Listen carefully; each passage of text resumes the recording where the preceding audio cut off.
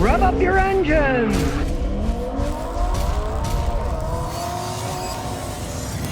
Today we got an interesting one. A Toyota Crown, a new one. It's only got 7,000 miles on it now. So you're going to learn all about the Crowns, what you get, what you pay for, so you can decide is this something you want, something you pass, or something you might think about. Now, you may not know it, but Toyota Crown is their longest produced cars. They started making these things in 1955.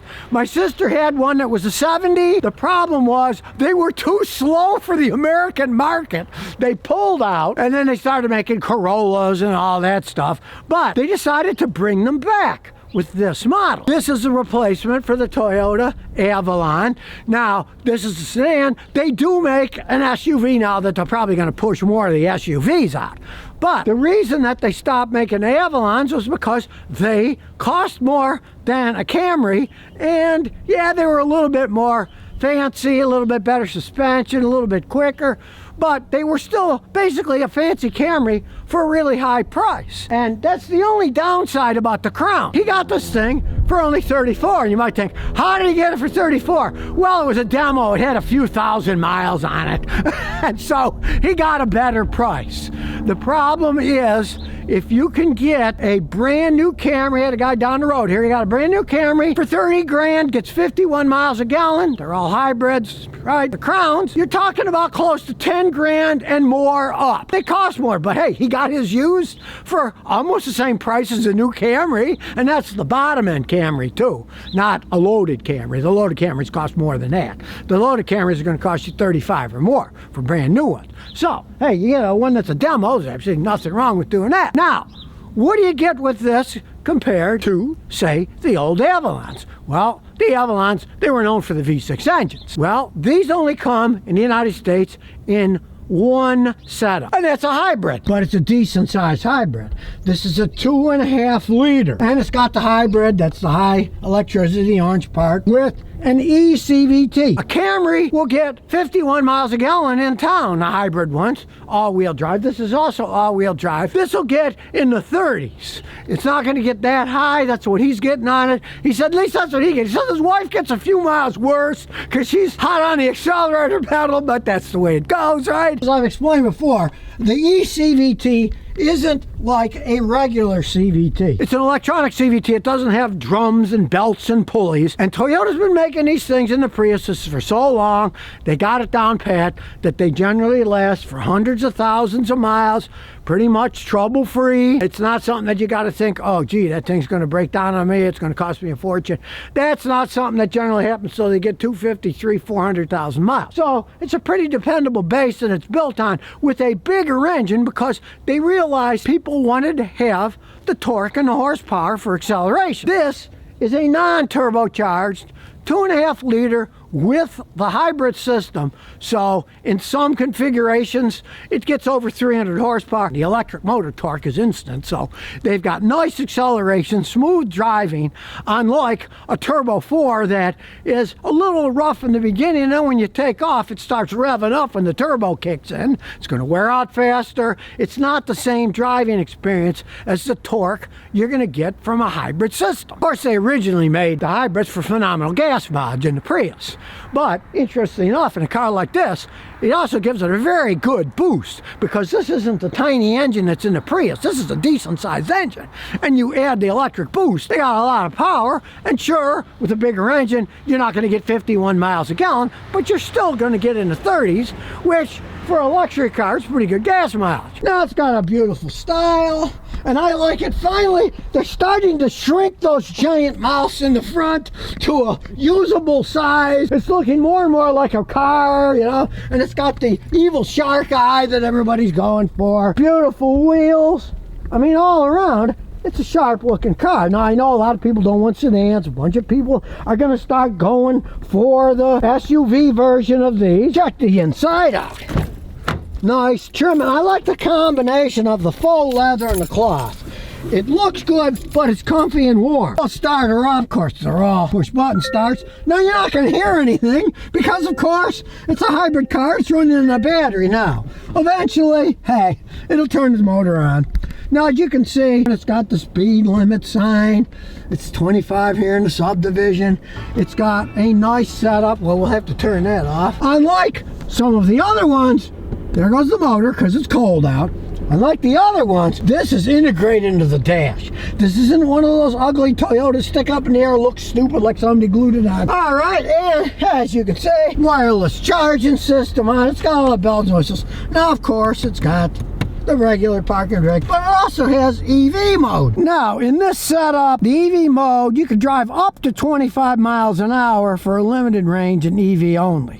But if you get the SUV version of this, the newer one, you can go up to 56 miles because it's the same system on the SUV version as the Toyota Prius Prime. And I have customers with them, and they've gone 55 miles, including highway speeds, on electricity alone. This one isn't really made for electricity alone. You can, if you want to cruise around the neighborhood going 24 miles an hour, but you can't drive it far or at higher speeds. It's not made for that. Look around. It's got automatic headlights.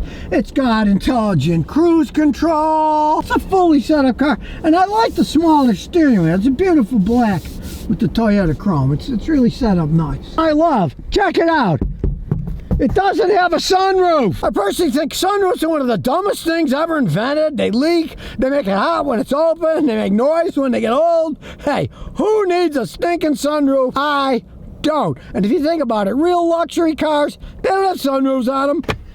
It's got a decent little glove box, nice armrest, all kinds of storage, traction control off if you want. Pretty well set up vehicle. And of course, it has phenomenal range. It says he's got 430 miles left. It has a full range of 609 miles in the city and like 590 on the highway because of course it's a hybrid, regenerate. You get better fuel economy and stop and go traffic in a hybrid than you do on the highway where it's just going full speed all the time and mainly just using the gasoline motor and of course not regenerating energy because you're just driving down. You're not stopping and going and regenerating power. Now as we go in the back seat, you have these nice, comfy seats. I like cloth seats because they're comfortable, warmer in the winter, cooler in the summer, power takeoffs, heating and air conditioning. Let's listen to the door.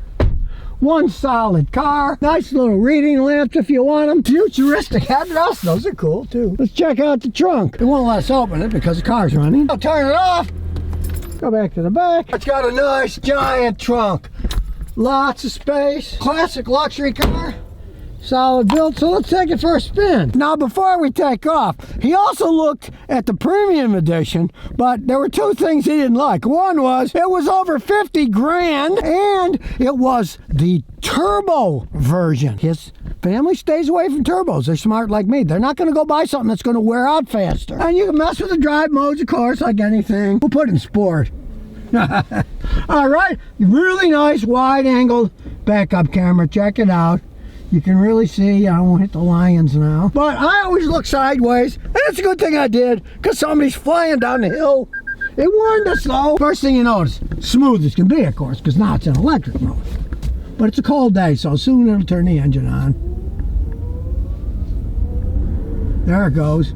Hey, you saw how seamless it was turning the engine on. The old ones used to rumble and shake when they turned the engine on and off. They got this down pat, doesn't shake at all. Nice quiet ride, even when the engine's running. Nice handling car. Now he's also got a Lexus IS350 and he says this is smoother than the Lexus. Of course, it's not a sports car like the Lexus. Yeah, it is nice and quiet. Look, it's even warning us. There's a stop sign. So you can't say I didn't see the stop sign. It's telling you the speed limit and that there's a stop sign there. There we go down Tobacco Road. My brain's getting a little slow here. It's cold. I haven't warmed up yet. Let's see what this little hybrid can do. On your mark, get set, go. Whoa! Hey, nice. Now it doesn't shift gears because it's a CVT, but hey, pretty good acceleration. Nice, smooth ride.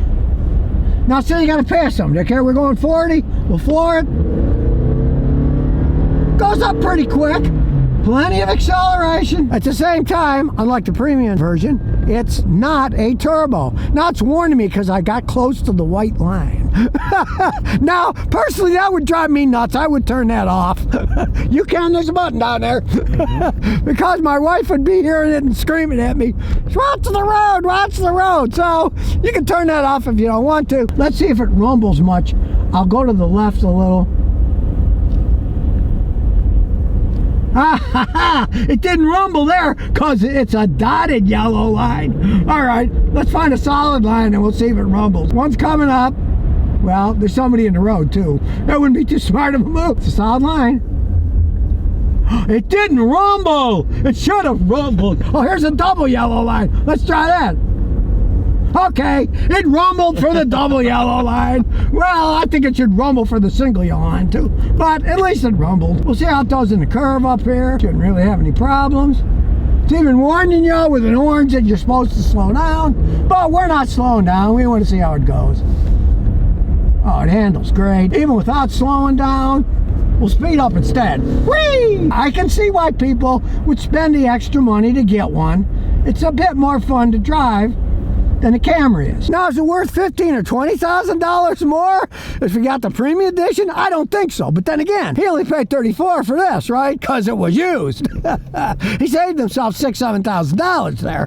Who cares? It's got a few thousand miles on it. And of course, since it's got the hybrid, even though it's a 4-cylinder engine, it's got plenty of pickup because there's instant acceleration with electric motors. The torque is 100% as soon as you turn the motor on. The thing that the owner loves is he's never touched the electric parking brake, because as soon as you put it in park, it automatically turns it on. Then when you put it out of park and reverse or drive, it automatically turns off, so he doesn't even have to think about it. We'll just hope that Toyota makes electric parking brakes like they make the rest of their cars, ones that don't break. Because when electric parking brakes break, they cost a lot of money to fix. And if you live in a northern area where they put a lot of salt on the road, guess what? It messes with the electronic parking brakes. Any fool can tell you that. Electric brakes with salt water splashing on them, they cost a lot of money. Where the old brakes, hey, they're internal. They expand in and out inside. They don't have the salt problem.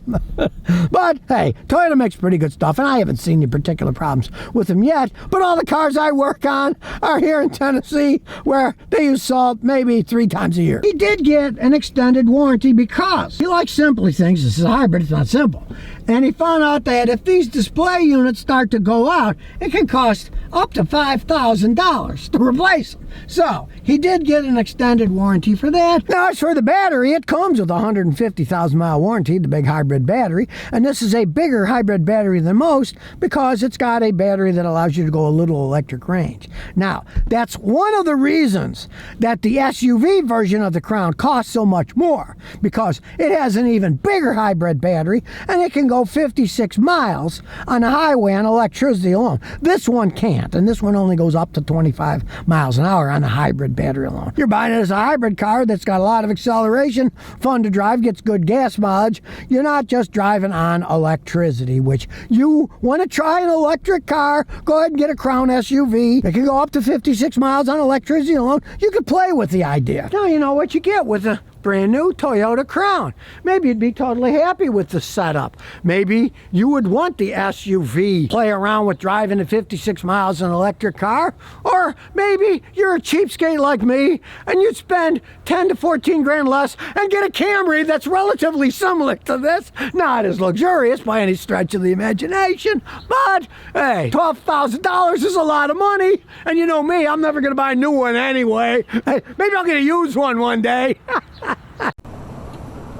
So if you never want to miss another one of my new car repair videos, remember to ring that bell.